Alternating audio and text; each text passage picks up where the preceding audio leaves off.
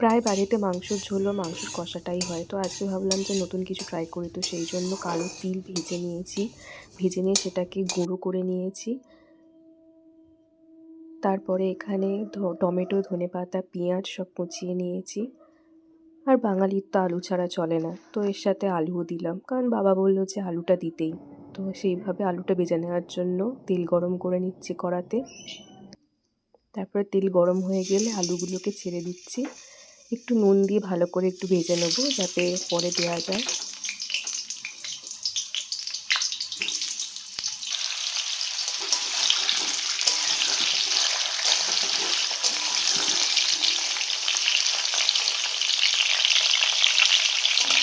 আলুগুলো প্রায় মোটামুটি ভাজা হয়ে গেছে, সেটা দেখায়নি। তারপরে এখানে আলুগুলো তুলে নিয়ে মশলা ফোড়ন দিয়ে দিয়েছি, তাতে দিচ্ছি এবার পেঁয়াজ কুচিগুলো।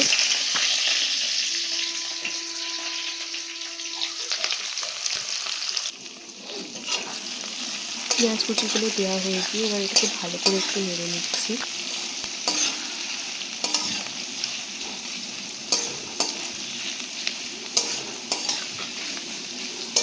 পেঁয়াজ কুচিগুলো ভালো করে ভাজা হয়ে গেছে, এবার দিয়ে নেবো আদা রসুন বাটা, দিয়ে এটাকে ভালো করে ভেজে নেবো।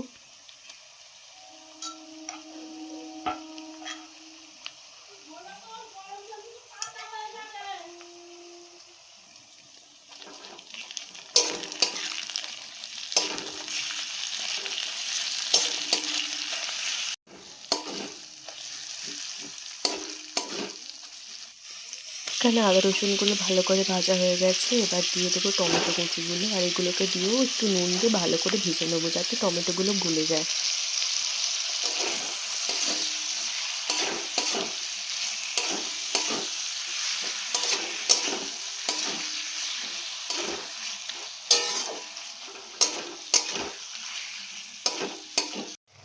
তারপর দেবো হলুদ গুঁড়ো,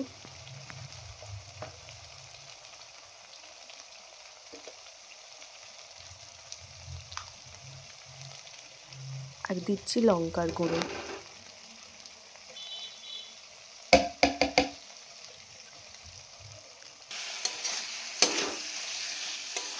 দুটো ভালো করে মিশিয়ে নেবো, ভেজে নিতে হবে ভালো করে, যাতে হলুদ আর লঙ্কার গুঁড়োর যে কাঁচা গন্ধটা ওটা চলে যায় মশলার।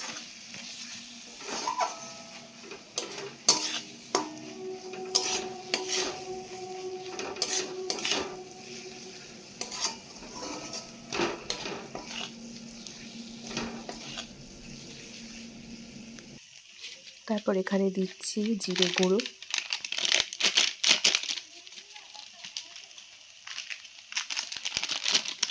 আর দিয়ে দেবো ধনে গুঁড়ো। এগুলোকেও ভালো করে ভেজে নেবো, মশলার সাথে ভালো করে মিশিয়ে নেবো।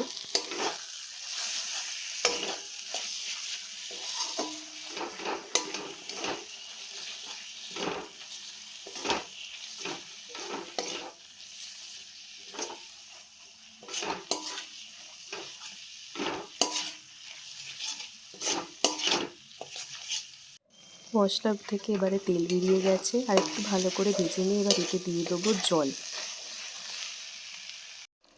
জলটা দিয়ে এবার ভালো করে এই মশলাটাকে কষিয়ে নেবো, যাতে মশলা থেকে তেলটা বেরিয়ে আসে।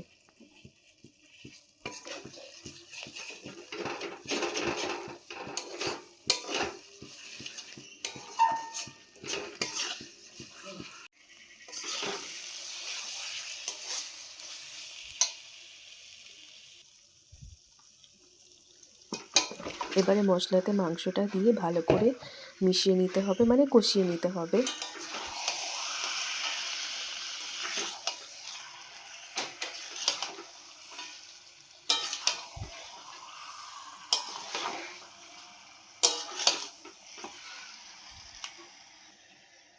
এবার এখানে দিয়ে দিচ্ছি সেই গুঁড়ো করে রাখা তিলগুলো, আর এগুলো দিয়ে ভালো করে মাংসর সাথে মিশিয়ে নেবো।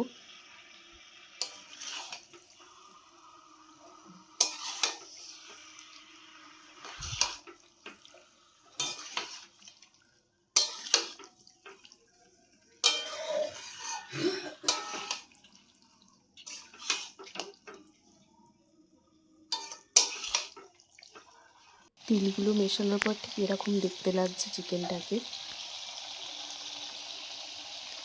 চিকেনটা সিদ্ধ হওয়ার জন্য এবার এটাকে ঢাকনা দিয়ে একটু সিদ্ধ করতে দিয়ে দেবো। তারপর ঢাকনাটা তুলে এখানে দেখছি যে জল বেরিয়ে গেছে, তেলও বেরিয়ে এসছে চিকেন থেকে। এবার পরিমাণ মতো জল দিয়ে দেবো আর ভেজে রাখা আলুগুলোও দিয়ে দেবো, দিয়ে ভালো করে মিশিয়ে নেবো।